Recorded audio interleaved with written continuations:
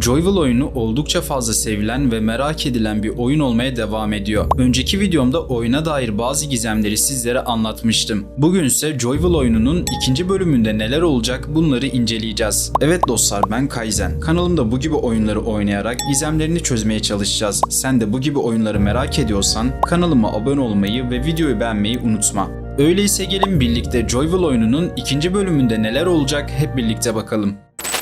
Öncelikle hatırlarsanız birinci bölümün sonunda asansöre binmiştik. Ancak Wooly Bully'nin asansöre yüklenmesi sonucunda birlikte aşağıya doğru düşmeye başladık. Fakat asansör aşağıya doğru düşüyor gibi gözükse de bir düşme sesi gelmedi. Yani ikinci bölüme muhtemelen asansörün içinde düşmeye devam ettiğimiz bir sahneyle başlayacağız. Peki ikinci bölümde amacımız ne olacak? Biliyorsunuz ki birinci bölümün bir sahnesinde yere doğru düşmüştük. Aynı zamanda oyunun son sahnesinde de yine asansörle zemin kata doğru düşmeye devam ettik. Yani büyük ihtimalle ikinci bölümde amacımız tekrardan yukarı doğru çıkmak olacak. Ancak kapıları açmak için kullandığımız peluş ayıcık ikinci bölümde bizlerle olmayacak gibi gözüküyor. Zaten ilk bölümde de gördük ki oyunda tek oyuncak bu ayıcık değil. Kapıları açan başka bir oyuncak daha var. O kapıları ise sadece bir oyuncak açabiliyor. O da tavşan şeklindeki bir oyuncak. Asansör yere doğru düşerken bizim kullandığımız peluş ayıcığın enerjisi muhtemelen burada tükenecek gibi gözüküyor. Yani asansörün düşmesinden sonra ayıcık kullanılamaz hale geleceği için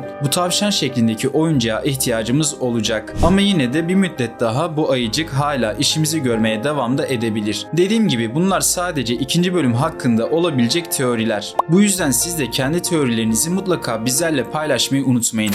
Peki ikinci bölümde hangi karakterlerle karşılaşacağız? Wooly Bully en son asansör sahnesinde kaybolmuş ve yaralanmış gibi gözüküyordu. Ama yine de biliyoruz ki kendisi oyunun ana maskotlarından biri. Yani bu yüzden hala bizimle olmaya devam edecek. Bunun yanında Joyville Parkı'na girdiğimiz zaman birbirinden farklı maskotlarla da karşılaşmıştık. Bu maskotların kim oldukları hakkında da yeni bilgiler edinebiliriz. Aynı zamanda Solucan ailesi de yine ikinci bölümde daha fazla gözükmeye devam edecek. Zaten oyunun her yerinde solucan deliklerinin olması aslında buna bir işaret. Ama tabii ki asıl beklediğimiz bir maskot var. O da önceki videomda bahsettiğim şu gizemli yaratık. Büyük ihtimalle Joyville hakkında en kilit nokta olan karakter bu isimsiz karakter. Kendisini sadece iki yerde görme şansına sahip olsak da sonraki bölümlerde bol bol karşımıza çıkacak gibi gözüküyor. Peki Joyville oyununun ikinci bölümü ne kadar uzunlukta olacak? İlk bölümün ortalama yarım saat kadar bir oynanış süresi olsa da speedrun'da yaklaşık 9 dakikayla 15 dakika civarında oyunu bitiren kişiler olduğunu görüyoruz. Ama hatırlarsanız Garten of Banban ve Poppy Playtime'ın ilk bölümleri de oldukça kısa olsa da sonraki bölümleri daha da gelişerek uzun bir oynanış sunmuşlardı.